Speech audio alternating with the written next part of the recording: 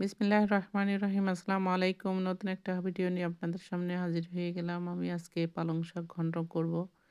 এখানে সামান্য উপকরণ দিয়ে শাকটা ঘন্টন করে নিচ্ছি। এটা খুব ইজি ভাবে অল্প সময়ে করা যায়। এই তো আমি এখানে পেঁয়াজটা ভেজে নিলাম। এখন মাছ দিয়ে দিচ্ছি। এখানে বাটা মসলাগুলোও দিয়ে দিচ্ছি। এখানে কাঁচামরিচ বাটা, আদা রসুন পেস্ট সব দিয়ে দিলাম। এখানে আমি এখন লবণ দিয়ে দেব।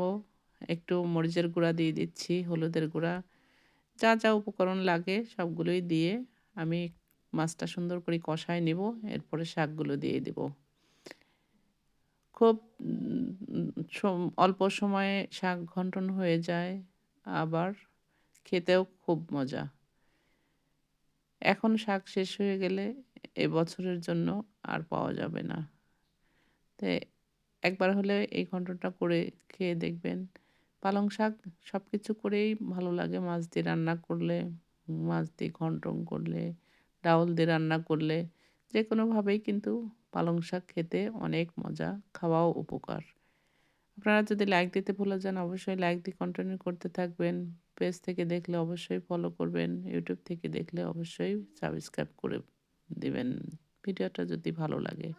মাছটা কষানো হয়ে গেছে। আমি এখন শাকগুলো ধুয়ে কেটে নিছি। দি শাকগুলো দিয়ে দিলাম।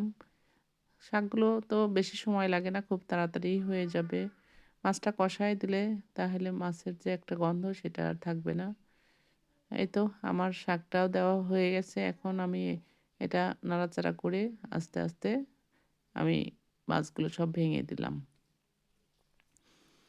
মাছগুলো ভেঙে দিয়ে যদি বড় কাঁটা থাকে আপনারা চাইলে বেছে নিতে পারেন। আর না চাইলে এমনিতেই করে ফেলতে পারেন।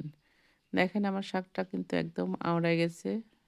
এখন আমি সামান্য একটু চাউলের আটা দিয়ে আমি শাকটা ঘন্টন করে ফেলবো।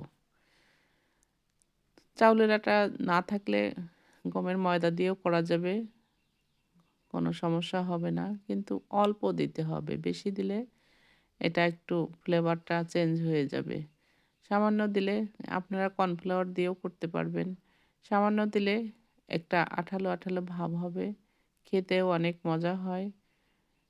বেশি পাতলা হলে ভালো লাগবে না। আবার বেশি উম আটা দিলেও ভালো লাগবে না। আমি যেটুক নিয়েছিলাম সোজা কথা টেবিল চামচের, এটা শাকের উপর নির্ভর করে। বেশি শাক হলে একটু বেশি লাগবে, কম শাক হলে একটু কম লাগবে। এটা শাকের উপর নির্ভর করে। এটা মাপটা বলে দিলে আসলে আমি বলে দিলাম হয়তো ১ কেজি শাকের কথা, আপনারা শাক করলেন 1/2 কেজি। তাহলে কিন্তু এটা পারফেক্ট হবে না। এই তো হয়ে গেল আমার শাক ঘন্টন করা। দোয়া করবেন। আল্লাহ হাফেজ।